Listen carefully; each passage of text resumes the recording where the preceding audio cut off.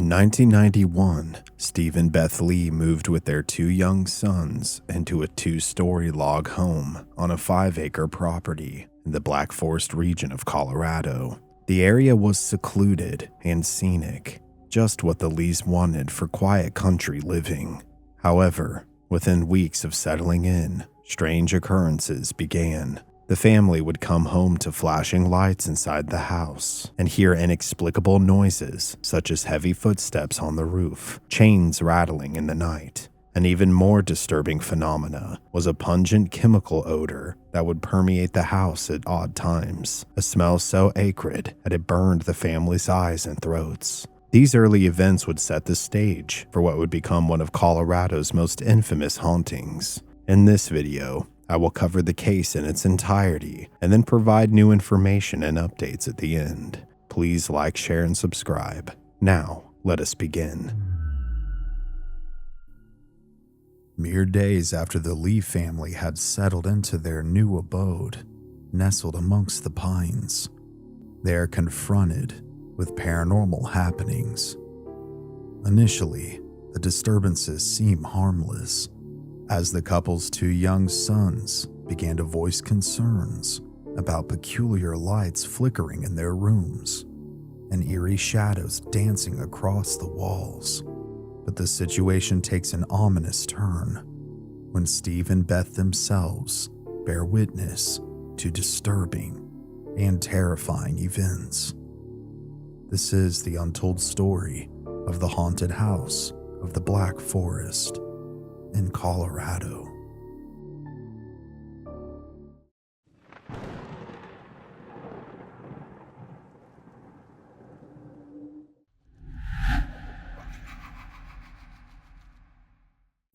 There's an undeniable, almost supernatural call to the eerie and the unexplained that seems to emanate from the depths of dense woodlands. The Black Forest, a vast expanse of towering trees and shadowy undergrowth, has been a breeding ground for creepy tales of the otherworldly.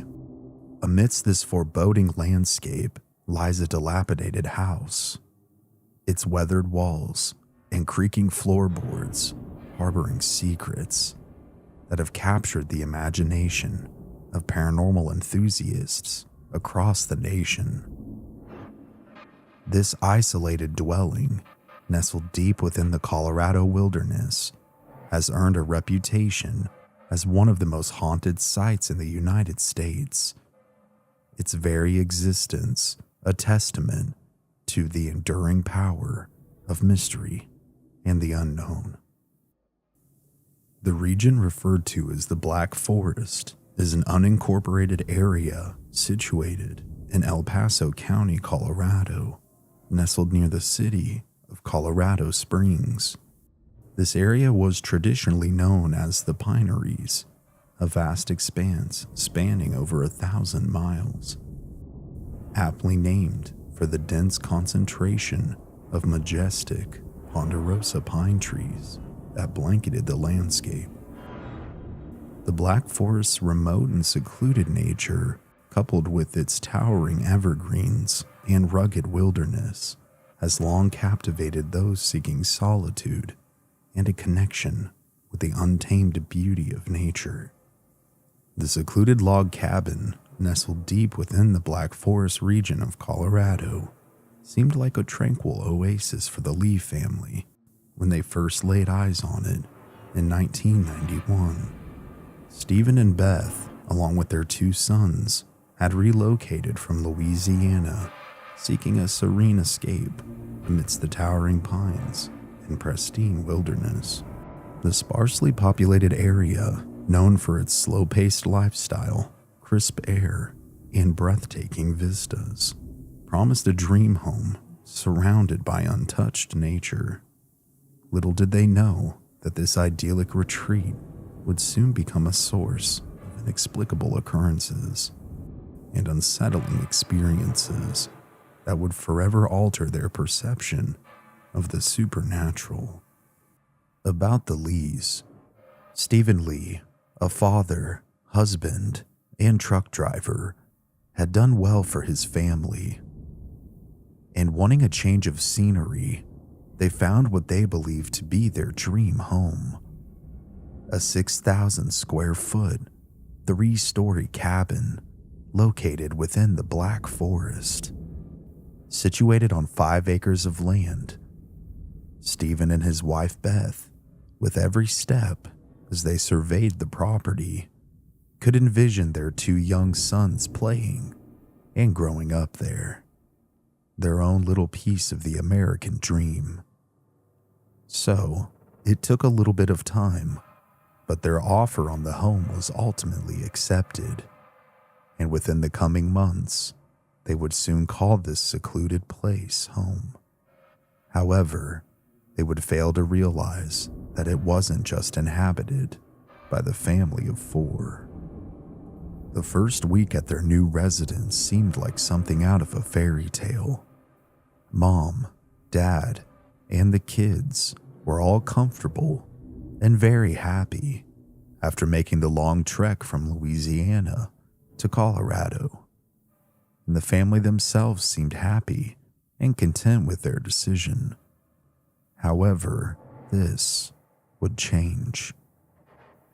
The Lees' 2 young sons shared a room, as brothers often do at a young age. And roughly after their first week, they began to tell their parents that something strange was happening in their bedroom. Bright, colorful lights flashed about, and terrifying, shadowy specters flowed across their walls. These strange happenings frightened the boys and often kept them awake. So of course, they told their parents. However, often in these situations, they were dismissed. Beth and Steve simply believed that the boys had overactive imaginations and figured it would just take time for them to adjust to their new environment. But this too would change mere weeks later. Upon coming home from an evening of fun as a family, they would arrive to see their home lighting inside with strange, lightning-like flashes of light. They could see the spectacle from their driveway. In the words of Beth, "One day we came home and it was like the 4th of July in our living room and bedroom. We had all sorts of colorful flashes of light seemingly everywhere. We rushed inside to figure out just what these things were, and simultaneously, it sounded like people were stomping across our roof. Then all of a sudden, it stopped." Never having seen anything like this before, the Lees were simply perplexed, and not sure of what to make of this activity. They would lay their heads down to sleep this night, but what they failed to realize is that this was just a prelude of what was to come. In the coming months, the activity grew in intensity. What started as phantom lights and flickering shadows had escalated into something taking place almost every single day. From disembodied banging sounds to whispers, the sound of chains dragging on the floor, or even inside the walls, to pushing, assaulting, and disturbing the family. Sadly, the Lees' young sons were more often than not the targets of this paranormal force that plagued them. Night after night, and almost every night, they were harassed by shadow people, the reappearance of the mysterious lights, and the awful banging sounds of something unseen. The family did their best to make the situation work. They, after all, were newly tied up financially in the purchase of what they believed was going to be their forever home. But it was something big or small nearly every day now that was taking place. During the day, appliances began to turn on and off on their own accord. This was attributed to an electrical issue at first, but after having the home examined by multiple electricians, they found no faulty wiring. Alongside electrical appliances, faucets began to turn on by themselves, often making a wet mess in whatever room they were activated in.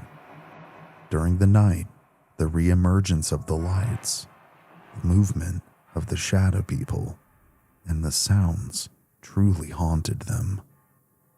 And these disturbing happenings were soon coupled by something new and equally terrible.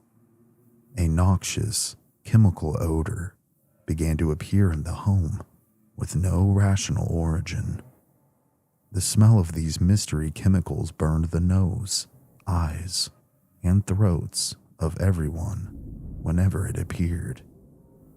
In the coming days, yet more professionals would be called out, and yet nothing, no origin of the chemicals or detection of them either, could be found.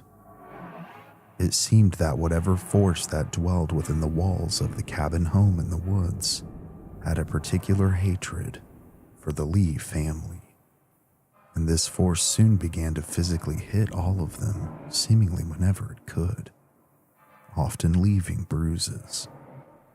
Not a believer in the paranormal, Steve Lee, having had professionals come out and not provide any rational answers to their strange ailments. This, coupled with the now daily torment that he and his family were enduring, had finally reached his wit's end. He wanted to prove that either there was someone or something messing with them, and over the coming year, he invested in a total of $70,000 worth of camera equipment and security equipment to monitor every square inch of their home and property. Now, you might think that that's an incredible amount of money to spend on cameras and alarm systems, and it is. But this was the 90s. The equipment wasn't as readily available or sophisticated as it is today, and it just goes to show that they were truly freaked out by whatever was taking place, that they wanted some kind of tangible proof that they could show the world so people didn't think that they were crazy. The cameras, which were mostly motion activated and would record when motion was detected, soon began to activate with no rational explanation and no physical means to be detected. After capturing several strange things on video and photograph, Steve decided to contact the local authorities for help. Records show that the El Paso police were contacted so often by the Lees in the months to come that they launched a formal investigation into just what was taking place at the cabin home in the Black Forest. During this time and the 2 years to follow, alongside the cameras, their security equipment, which could detect motion and forced entry, was triggered 62 times with no explanation as to what could be causing it. It wasn't faulty equipment or poor installation. It was oddly something else, something unexplainable.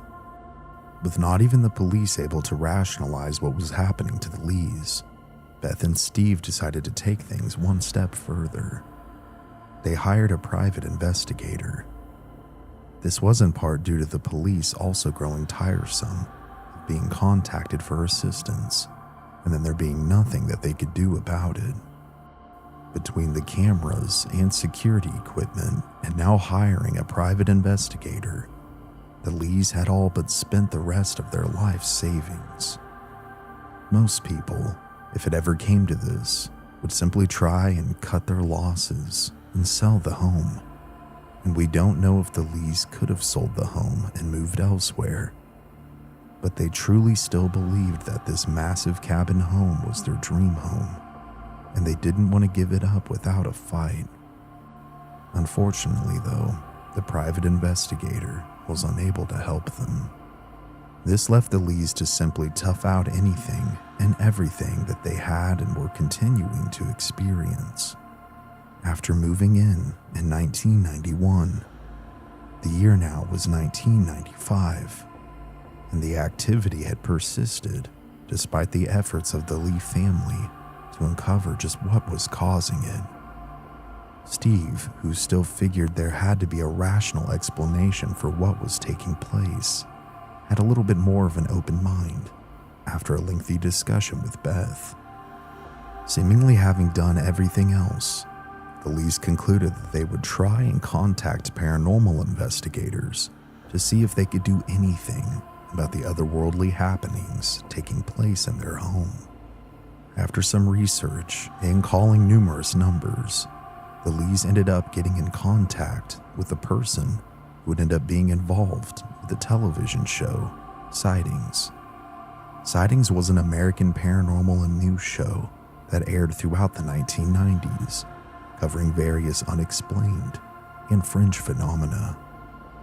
As a result of this pretty lucky interaction, the show became very interested in producing an episode segment about hauntings surrounding the investigation of the Lee home. The show would contact a paranormal investigator and a self-proclaimed psychic in Minneapolis, Minnesota, named Echo Bodine. From her book, The Little Book of True Ghost Stories, Echo would explain her experience as the following. I got a call from the TV show Sightings, and they wanted to know if I would fly to Colorado Springs to help a family deal with some ghosts. The producers told me that the problem was the ghosts mostly seemed to come out at night, so I was asked to work from midnight until the early daybreak hours.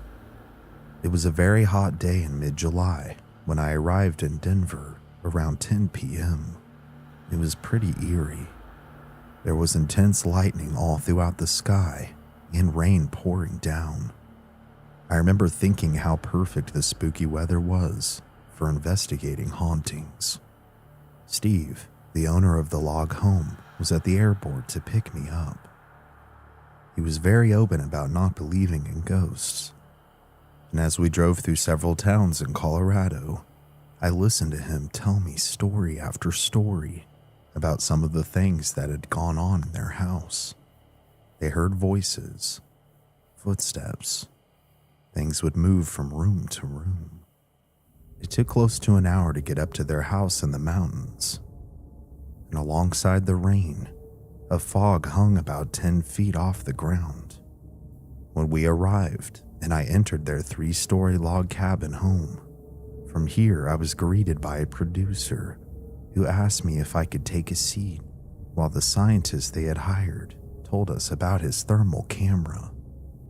Having been tired from the trip, I laid my head back while the explanations were continuing.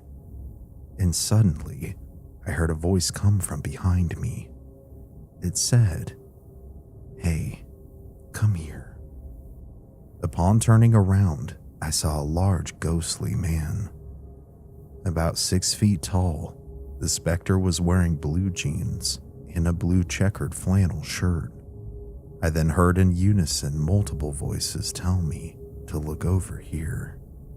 And now there was 5 male spirits, all different, but dressed the same as the first.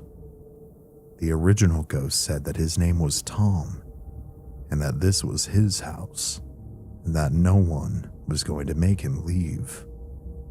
He ran the show around here and had for a long time. I told the producer what was happening in case he wanted to capture anything for the segment, and he did. The conversation then ensued, with Tom explaining why he and the boys wanted to stay in the house, that it was his land, his home, and that he would not leave. One of the cameramen then asked if it was one of them who had been responsible for knocking over his very expensive camera off the countertop. All 5 in unison answered yes, and then disappeared out of sight. The scientist with the thermal camera did in fact capture a drop in temperature just right where Tom had stood. Around 2 a.m. in the morning, as me and Beth discussed the activity that she had experienced, the dogs the family owned would not stop barking outside. The The producers, in an effort to keep their sounds from being picked up on the camera, tried to quiet them down, but simply weren't having any luck. Then, upon Beth showing me a photo of what they had captured on their own cameras, we suddenly were in the midst of 3 male spirits. One with a particularly angry scowl upon his face. One of them walked through both of us, causing us to jump out of our chairs, while the other, angry-looking spirit tried to take my breath away. I believe he did this to stoke fear from me in order to grow more powerful, and this worked because I felt as if I was being suffocated. By 3:30 a.m., we all decided to not focus on ghosts for a bit and to try and lighten the mood. We turned the cameras off and began eating some food in which Beth had prepared for us. But almost as soon as we began to relax, one of the camera women who had been sitting on the stairs began to hyperventilate.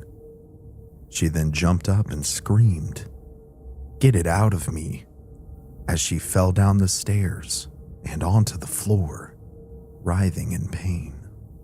The producers asked for me to do something, so with the assistance of others, I helped her up and into a chair in the kitchen, and I began to burn sage, encircling her in the smoke. I asked her to say back to me that she was clear until she calmed down. It took about 20 minutes, but she eventually relaxed. She then was given a ride back to the hotel, and I never saw or heard from her again. By now it was 4:30 a.m., and we were waiting for the camera crew of the show to finish setting up their equipment in the bedrooms, where the majority of activity was seeming to take place. One of Steve's friends, who had been present most of the night, came up and handed me a brochure about the history of the local area. To my surprise, he told me that a man named Tom had been the sheriff here back in the 1800s.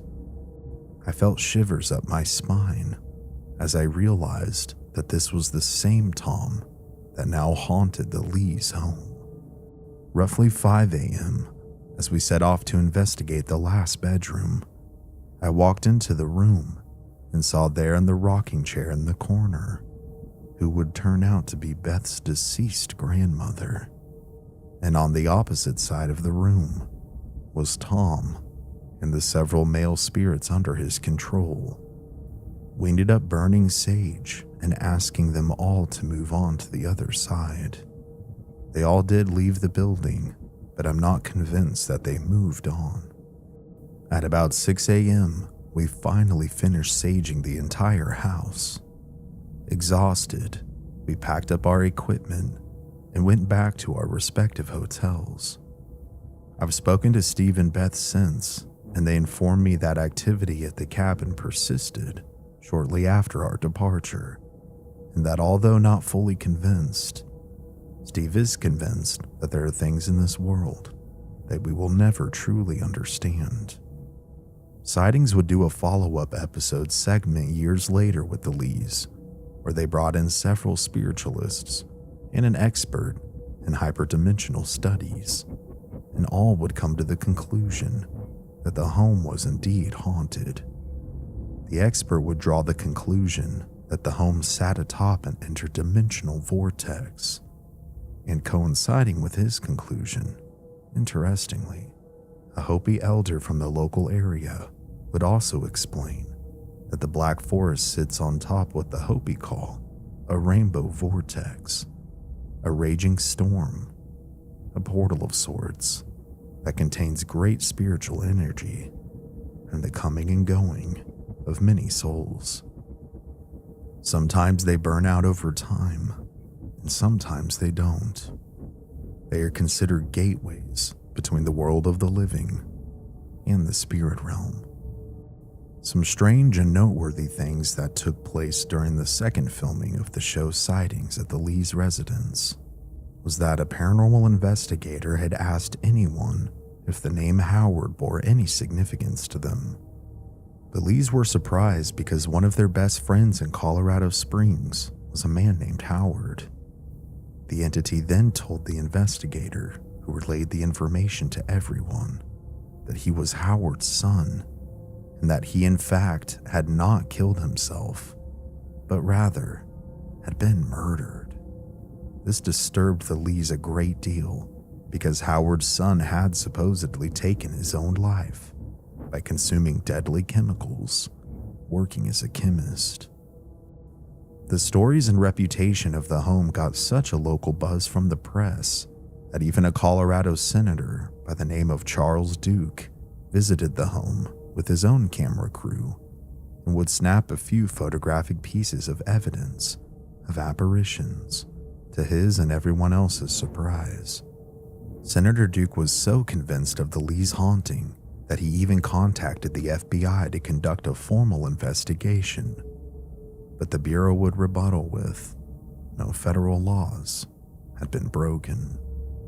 Years later, after everything had happened, Steve Lee, who still wasn't fully convinced of the supernatural, came to his own conclusions as to what was taking place. And for the record, it's a wild theory. He began to believe that the government was using his family and their remote location to test biological agents and psychological weapons of war. He claims he has even photographed military personnel on his property with firearms, and claims that they may have been shutting off the electricity in his home so they could enter undetected. These claims, although far-fetched, would be incredibly disturbing if true, and it would account for the noxious odors the family said they were experiencing, as well as the lights and some sounds. But oddly enough as well, the Air Force Base is located just a few minutes away from where the Lees live. The Lees, as far as we know, after placing the home for sale in 2010, no longer live there. The current residents are unknown, but it seems as if the property has changed hands multiple times. Whether it was ghosts, the result of what the Hopi call a rainbow vortex, or more sinisterly, the result of government military black ops. The haunting of Black Forest, Colorado is truly an intriguing tale. And if you find yourself seduced by what you could consider your dream home, take caution, because this calling might just be a siren sound. Don't let them take you.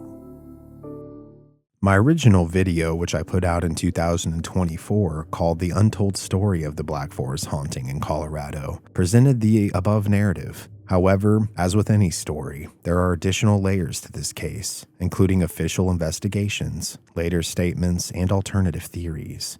I'm going to go ahead and cover those now.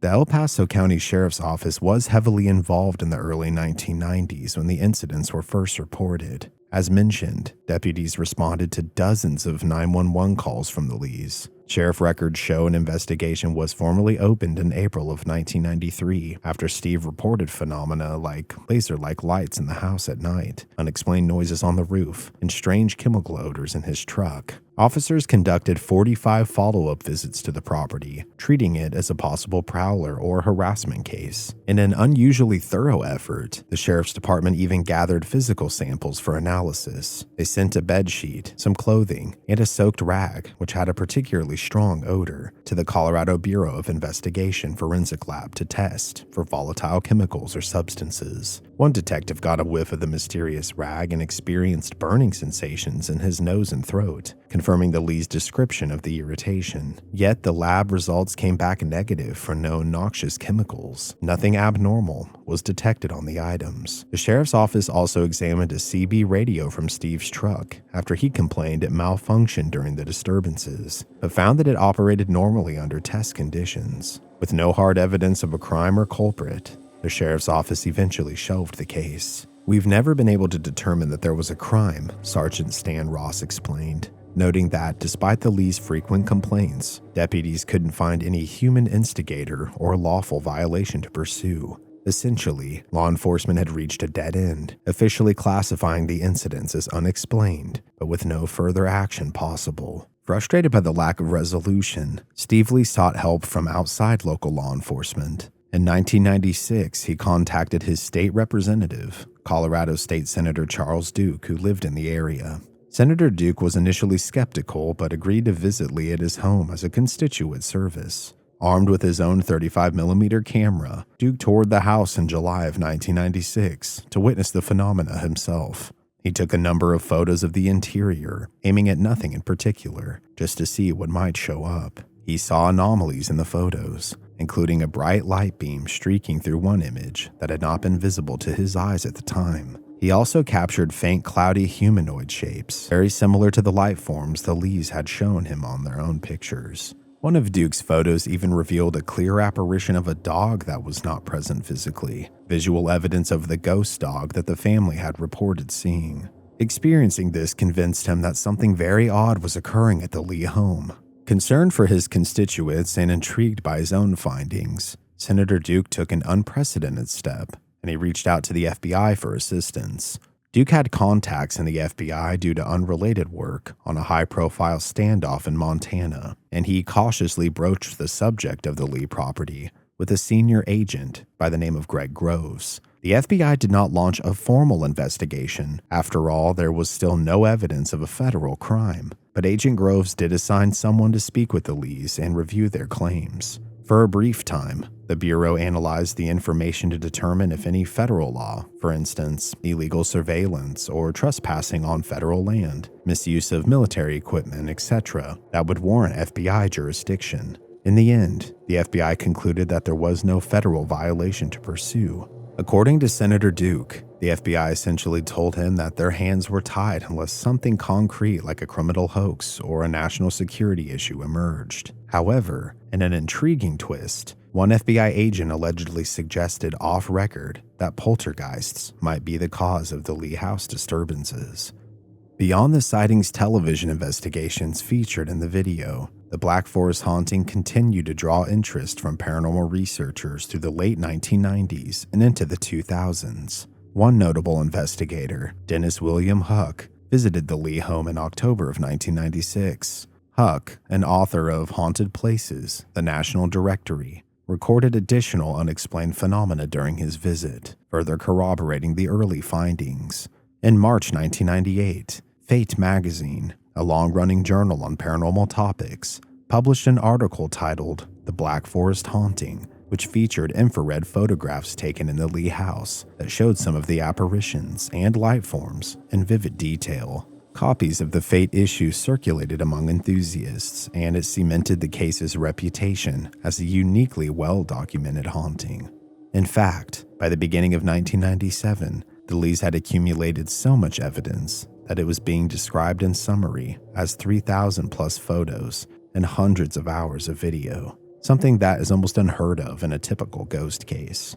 With so many things taking place at once, psychic Peter James went so far as to speculate that some entities might be what he termed alien ghosts, suggesting a crossover between ghostly activity and extraterrestrial or interdimensional visitation. While this idea is highly conjectural, it shows how extraordinary the manifestations were. Even experienced mediums and ghost hunters found themselves grasping for new theories. Echo Bodine and others consistently described the haunting as unusually intense. Bodine later reflected that, in her career, the Lee case was standout for the sheer quantity and consistency of evidence. Phenomena occurred not just once or twice, but repeatedly and on command in some instances, allowing documentation to take place. Another development post-video is the continued historical research into the land itself. Some researchers looked into whether the Lee property had any tragic history or prior hauntings. Black Forest, Colorado has a long history dating back to Native American tribes hundreds of years ago. No specific violent event or an exact plot of the Lee house was ever uncovered, though, but the broader area itself has seen its share of history, from frontier skirmishes to an intense wildfire in 1988 and another in 2013. There are other features like geological developments, such as large quartz deposits and underground water in the region, that could also potentially be playing roles. For example, one theory suggests that the combination of such mineral deposits and flowing groundwater under the house might have created a natural energy that spirits used to manifest. And while I was more personally convinced of paranormal interpretation taking place, it's important to highlight that Steve Lee himself did not remain fully convinced that it was ghosts. He explored alternate theories that at times contradicted the paranormal narrative. By the late 1990s, after witnessing psychic evidence and strange photos, Steve publicly voiced suspicions that the haunting was a cover for something else, clandestine government activity on his property. In interviews with the local press, Steve famously said that this ain't no poltergeist, this is the government. How can someone do this and continue to get away with it? He theorized that his family was unwittingly subjected to experimental weapons testing, possibly by the U.S. military or intelligence agencies. Given their home's remote forest location, it seemed like it would be the ideal place for secret tests. Steve noted the proximity of military installations, and indeed, Black Forest sits east of the U.S. Air Force Academy and not far from Fort Carson and other bases. He also speculated about technologies like laser beams, chemical agents, or psychological warfare devices causing the phenomena. And it's not totally out of the realm of possibility, albeit, I don't know, they're both plausible, in my opinion. Steve reported on occasion seeing figures in camouflage fatigues with guns on the edge of his property, which he took as possible special forces operatives. During some incidents, the household electricity would cut out, which Steve thought was a tactic to allow intruders in undetected. He even claimed to have snapped photos of what looked like armed soldiers hiding among trees, though he never showed these publicly. Furthermore, he suspected that the chemical smell could have actually been a biochemical agent sporadically released in the home, yet no known chemical was ever found. These theories certainly venture into conspiracy territory, and even Steve's wife Beth and others were not fully on board with them. Steve's claims, while intriguing, sometimes border on fanatical. There is, of course, no evidence to support the idea of secret agents playing ghostly pranks in the Black Forest.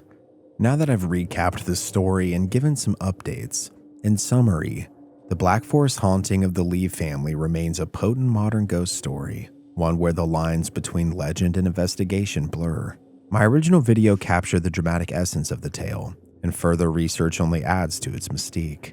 Whether one leans towards the paranormal explanation, multiple restless spirits drawn by a vortex, or the more skeptical angles, an undiscovered human agency or psychological phenomena, the fact is that something highly unusual transpired in that house in the woods of Colorado. As Steve Lee poignantly asked, where could this be coming from, and for what purpose? Those questions linger unanswered. What the Lee family and many witnesses experienced in the Black Forest challenges our understanding of the world, and this is why the haunting continues to be discussed, studied, and shrouded in both fear and fascination. Thank you guys so much for watching this latest video. It is a bit of a revisited case with some additional details that I missed in the original video, and I tried to find some new information on it as well. So if you liked it, like the video, leave me a comment, subscribe if you're new here, and consider checking out my Patreon or my official store if you want to support my work directly. All that stuff helps me out tremendously. Aside from that, guys, I have some brand new videos still in the works. It's kind of more or less a rotation of content these days. But this latest one I'm working on, which has taken me a little bit, it's over a very notorious occult figure. So definitely keep an eye out for that. And with that being said, this has been Cody here at Mystery Archives. Make sure to stay safe out there from sketchy government agencies, ghosts, or any and all things that could go bump in the night. And I'll see you next time. Take care.